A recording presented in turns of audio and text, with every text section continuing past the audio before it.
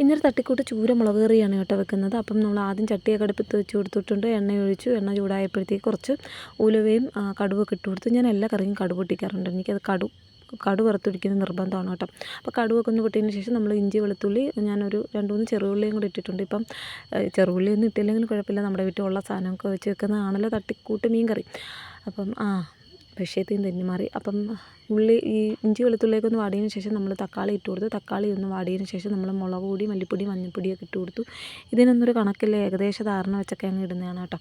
അപ്പം പൊടികളെല്ലാം ഒന്ന് ചൂടായതിന് ശേഷം നമ്മൾ വെള്ളം ഒഴിച്ചു കൊടുത്തു. നമുക്കിപ്പോൾ തോനെയും ചാറ് വേണമെങ്കിൽ നമ്മൾ തോനെയും വെള്ളം ഒഴിക്കുക, തോനെയും ചാറ് വേണമെങ്കിൽ ചാറ് കുറച്ച് മതിയെങ്കിൽ കുറച്ച് വെള്ളം ഒഴിക്കുക, നല്ല വറ്റിച്ചെടുത്താൽ മതിയല്ലോ. അപ്പോൾ വെള്ളമൊക്കെ ആവശ്യത്തിന് ഒഴിച്ചു കൊടുത്തതിന് ശേഷം ചേച്ചിയാണ് കേട്ടോ മീൻ കണ്ടിച്ചത്. അമ്മയും ഞാനുമാണ് മീൻ കറി വെക്കുന്നത്. ഇന്ന് അമ്മ പിന്മാറിയോണ്ട് ഞാനാണ് മീൻ കറി വെക്കുന്നത്. അപ്പം മീനൊക്കെ ഇട്ട് കൊടുത്തിട്ടുണ്ട്. കഴുകി വൃത്തിയാക്കിയ മീനൊക്കെ ഇട്ട് കൊടുത്ത് നമ്മളതൊന്ന് ഇളക്കിയൊക്കെ വെച്ചിട്ടുണ്ട് കേട്ടോ. പിന്നെ നമ്മളതിനകത്ത് ഉപ്പ്, ആവശ്യത്തിനുള്ള ഉപ്പൊക്കെ ഇട്ട് കൊടുക്കുന്നുണ്ട്. പിന്നെ കുറച്ച് കുടംപുളിയാണ് കേട്ടോ ഇടുന്നത്. കുടംപുളി ഒന്ന് കഴുകി വൃത്തിയാക്കിയ കുടംപുളിയും കൂടെ അതിനകത്ത് ഇട്ട് കൊടുത്ത് ഒന്ന് ഇളക്കിയതിന് ശേഷം മീൻകറി ഒരു 10 മിനിറ്റ് ഒന്ന് അടച്ച് വെച്ച് വേവിക്കണം.